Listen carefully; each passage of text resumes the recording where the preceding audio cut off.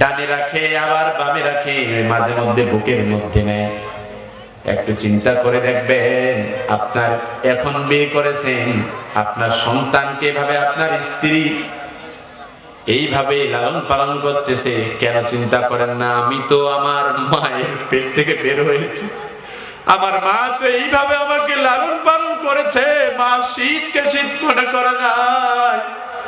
ওই মায়ের স্তন থেকে আমি যে দুধ পান করেছি, আজকের বিজ্ঞান বলে সারা দিনে কম করে আপনি 2.5 কেজি দুধ পান করেছেন। বিজ্ঞান বলে 2 বছরে কম করে 36 থেকে 50 মণ দুধ পান করেছেন। কিভাবে মায়ের ঋণ শোধ করবেন?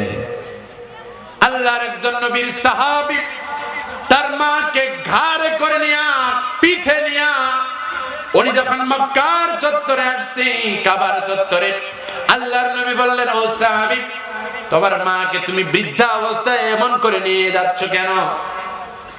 সেই সাহাবী বলেছেন, আমি আমার যেখানে যাই মাকে এভাবে নিয়ে আসি, মা এই কাবা তওয়াফ করতে চেয়েছে, তো আমি আমার মাকে এই ঘাড়ে পিঠে নিয়ে বেড়াই, এই কারণে যেন মায়ের ঋণ শোধ হয়। আল্লাহর নবী সেদিন বলেছিলেন, লাউ কাতাদা জালদাক, তুমি তোমার মায়ের ঋণ শোধ করতে চাও? তুমি তো জীবন্ত, তুমি বেঁচে আছো না? তোমার শরীর থেকে এই মুহূর্তে যদি ছুরি দিয়ে এই চামড়াটা যদি ছিলে যদি উঠানো হয়, তুমি যেমন চিৎকার করবা, এই চামড়া শিলাটা যদি তোমার মায়ের পায়ে জুতা বানার ফিতা যদি হয়, 1 ফোঁটা দুধের ঋণ শোধ হবে না। মায়ের 1 ধার দুধের দাম কাটিয়া গায়ের চাম, পাপোশ বানাইল ঋণের শোধ হবে না। এমন দরদি ভাবে কেউ হবে না আমার মা গো। মাকে কষ্ট দেওয়া যাবে না, বাবাকে কষ্ট দেওয়া যাবে না। বাবা হলো জীবন্ত ক্রেডিট কার্ড, জীবন্ত ডেবিট কার্ড, জীবন্ত ব্যাংক। আপনার পিছে আপনার বাবা কম সম্পত্তি ব্যয় করে নাই, লেখাপড়া করেছেন। সন্তান আপনার জন্য বাবা জমি বিক্রি করেছে, জমি ইজারা দিয়েছে, গরু বিক্রি করেছে, আপনার ঋণ মহাজন ধার হাওলাত করার পরও আপনাকে টাকা দিয়েছি।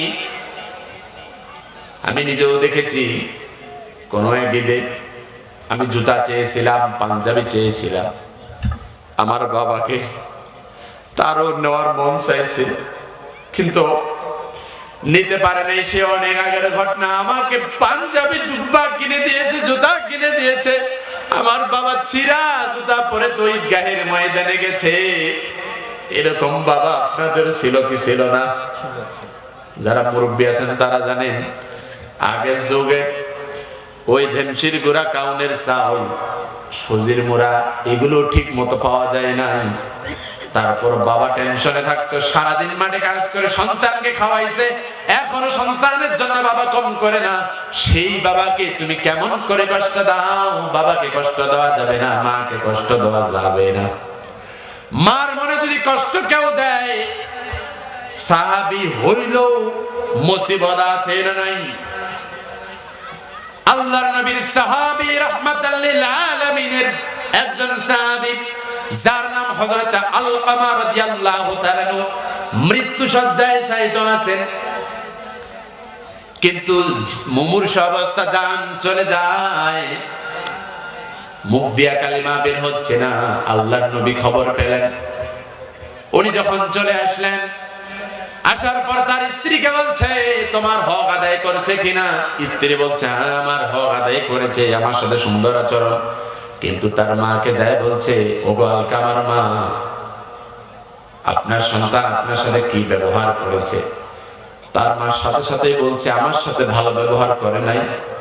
যেদিন থেকে বিয়ে করেছে এই সন্তান আর আমার না, সেদিন থেকে কেন যেন পর হয়ে গেছে। রাহমাতাল লিল আলামিন বুঝতে পারলেন ঘটনা কোথায়। আলকামার মাকে বললেন, ও আলকামার মা, তোমার সন্তানকে তুমি ক্ষমা করে দাও। তোমার সন্তানকে যদি ক্ষমা না করো, তার মুখ থেকে কালিমা আসবে না। আলকামা রাদিয়াল্লাহু তাআলার মা বলছে, আমি জীবনেই ক্ষমা করব না।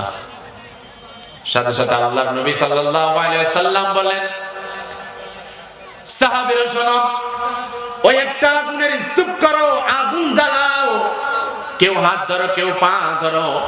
আলকামা রাদিয়াল্লাহু তাআলা কে জীবন্ত পূর্ব তার মায়ের সামনে আগুন যখন জ্বালানো হয়েছে, আলকামা রাদিয়াল্লাহু তাআলা কে যখন আগুনের মধ্যে ফেলে দেবে, তার মা এসে আল্লাহর নবীকে, বিশ্ব নবীকে বলছেন, ও আল্লাহর নবী, এই সেই সন্তান যাকে পেটে ধারণ করেছি, যার জন্য রক্ত ঝরাইছি, আমি মা, আমি তাকে দুগ্ধ পান করেছি, আপনি তাকে আগুনে নিক্ষেপ করবেন না, আমি